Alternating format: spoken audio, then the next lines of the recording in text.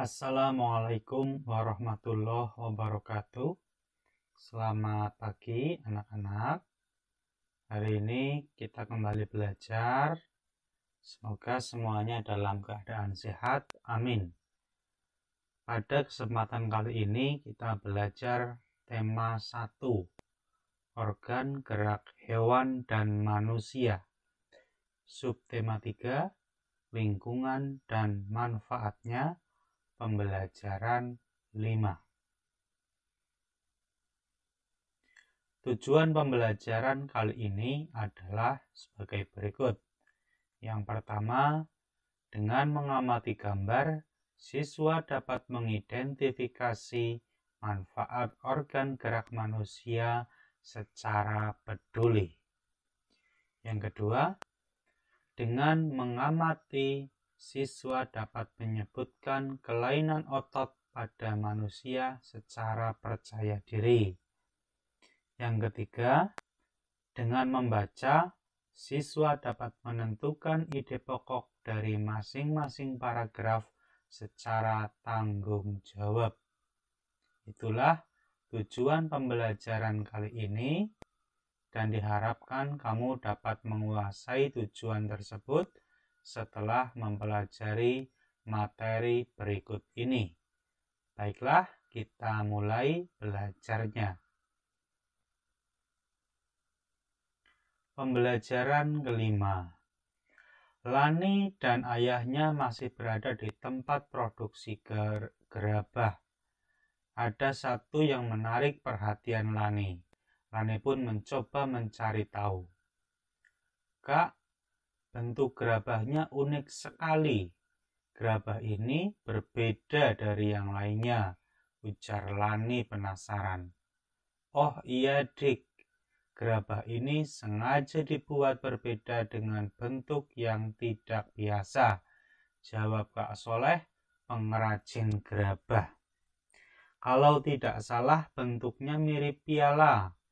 Di atasnya ada yang berbentuk bola, tebak Lani. Benar sekali dik.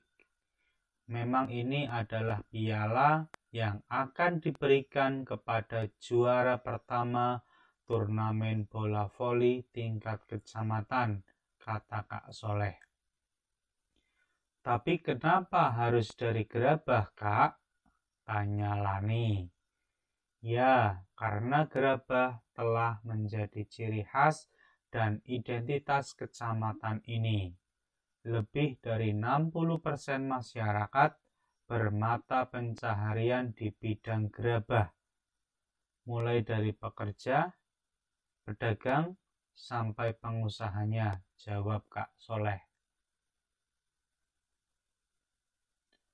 Oh, begitu. Bagus sekali, Kak, puji Lani. Oh iya, apakah kakak juga bisa bermain bola voli? Tanya Lani. Kebetulan kakak adalah kapten tim bola voli kecamatan. Oleh karena itu, kakak juga menjadi panitia turnamen bola voli kali ini, jawab Kak Soleh. Wah, hebat sekali, kagum Lani. Berarti kakak selalu menyiapkan kondisi tubuh jika sewaktu-waktu harus ikut bermain bola voli, tanya Lani. Iya Lani, kakak tetap rajin berolahraga untuk menjaga kelenturan otot-otot seluruh anggota badan agar tidak mengalami cedera pada saat kakak bermain bola voli. Ya, itulah tadi sebuah bacaan tentang Lani dan Kak Soleh yang sedang membicarakan sebuah gerabah yang berbentuk sebuah piala yang berbentuk bola terbuat dari tanah liat, gitu ya. Kemudian pembicaraan tadi berakhir pada sebuah pembahasan, yakni otot-otot tubuh kita ini perlu sering dilatih agar tetap sehat. Nah, apalagi untuk melakukan olahraga bola voli contohnya. Jadi harus sering dilatih. Kemudian pada otot-otot manusia ini memiliki macam-macam kelainan, gangguan atau penyakit otot manusia. Apa saja kelainan, gangguan, dan penyakit pada otot manusia? Kita simak materi berikut ini ya. Yang pertama, hipertrofi, yaitu kelainan otot yang membesar dan menjadi lebih kuat karena sel otot diberikan kegiatan atau aktivitas yang terus-menerus secara berlebihan. Gambarannya seperti itu, ototnya membesar. Kemudian yang kedua, ada namanya atrofi, yaitu kelainan otot yang mengecil, lemah, fungsi otot yang menurun. Hal ini disebabkan adanya penyakit polimielitis yang dapat merusak sel saraf pada otot. Ini gambarnya. Kemudian yang ketiga, ada stiff atau kaku leher. Kelainan otot karena adanya peradangan otot trapesius leher akibat gerakan yang menghentak secara tiba-tiba atau salah gerak. Kemudian yang keempat ada namanya tetanus. Kelainan otot yang disebabkan adanya infeksi bakteri Clostridium tetani. Tetanus menyebabkan otot menjadi kejang-kejang. Nah, ini terjadi biasanya kalau ada orang ini terkena besi atau biasanya paku ya, sedang berjalan tiba-tiba kakinya terkena paku. Nah, paku tersebut ini sudah berkarat. Nah, sehingga dapat menyebabkan tetanus. Jadi harus berhati-hati. Ya, kemudian setelah mempelajari materi tadi, ayo kita berkreasi. Nah, coba kamu amati kembali gambar tentang kelainan organ gerak manusia di atas. Amatilah salah satu gambar kelainan otot. Kemudian buatlah model sederhananya dengan menggunakan tanah liat. Ya, silahkan petunjuknya ada juga pada buku kamu. Silahkan kamu membuat model seperti ini nanti ya dengan menggunakan tanah liat. Dibentuk seperti ini, salah satu kelainan. Oke, selamat mengerjakan. Nanti silakan untuk dikerjakan.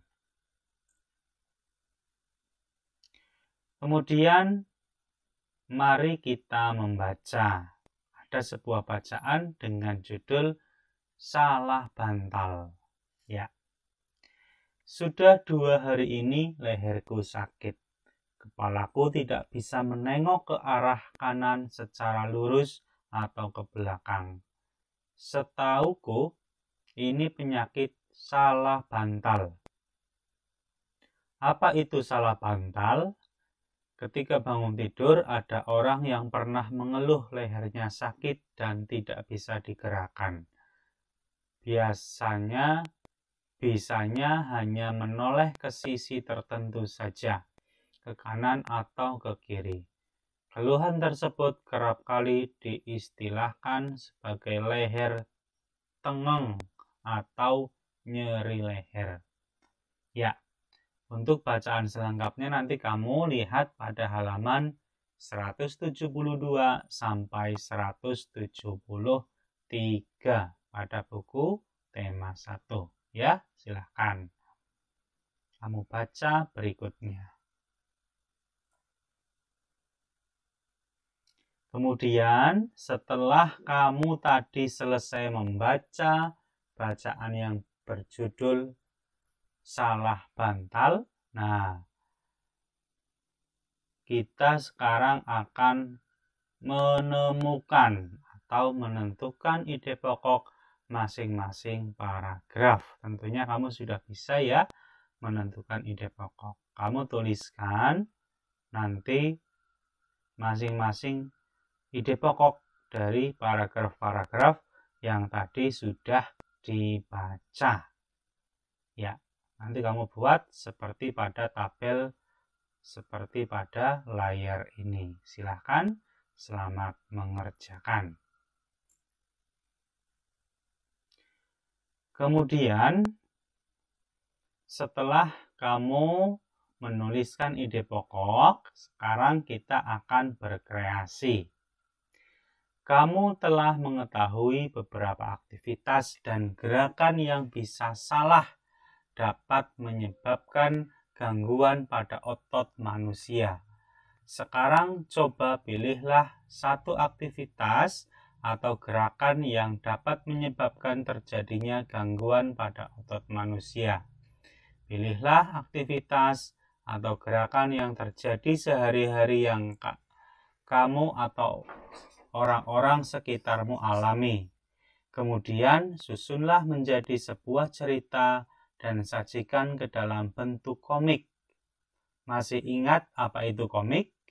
Agar dapat membuat komik dengan baik, selain kamu harus mengetahui arti komik, seperti yang sudah kamu pelajari sebelumnya, kamu juga harus tahu ciri-ciri komik yang baik. Apa saja ciri-ciri komik? Kita lihat berikut ini. Ciri-ciri komik. Yang pertama, hadir untuk menyampaikan cerita. Jadi, komik itu untuk menyampaikan pesan dan informasi, disampaikan dengan menggunakan teks dan gambar. 2. Proporsional. Keberadaan gambar dan teks yang berimbang membuat pembaca komik seakan-akan terlibat dan berperan langsung ke dalam cerita. Yang ketiga, menggunakan bahasa percakapan. Bahasa yang digunakan adalah bahasa sehari-hari yang mudah untuk dipahami. Yang keempat, biasanya bersifat kepahlawanan. Umumnya, isi cerita komik akan cenderung membuat pembaca mempunyai rasa atau sikap kepahlawanan. Yang kelima, penggambaran watak secara sederhana. Penggambaran watak dalam komik dibuat secara sederhana agar pembaca mudah memahami isi cerita dan menangkap pesan yang akan disampaikan dalam cerita. Yang keenam, menyediakan humor. Kata komik berasal dari komik yang berarti jenaka. Humor dalam komik disajikan secara lugas, sehingga akan mudah dipahami pembaca dan biasanya humor yang disajikan sering terjadi dan ada di masyarakat. Itulah ciri-ciri dari komik. Ya, sekarang mari kita renungkan. Kamu telah mengetahui kelainan dan gangguan otot dalam tubuhmu. Penting sekali bukan peran otot-otot itu? Nah, ceritakan yang kamu lakukan agar terhindar dari cedera otot. Kira-kira hal apa yang harus kita lakukan agar terhindar dari cedera otot? Silahkan dijawab. Ya, terima kasih. Itulah materi kali ini. Semoga bermanfaat dan dapat dipahami. Jika belum, kamu dapat menonton video ini atau mempelajarinya kembali. Terima kasih. Wallahul muwaffiq ila aqwamit thoriq. Wassalamualaikum warahmatullahi wabarakatuh.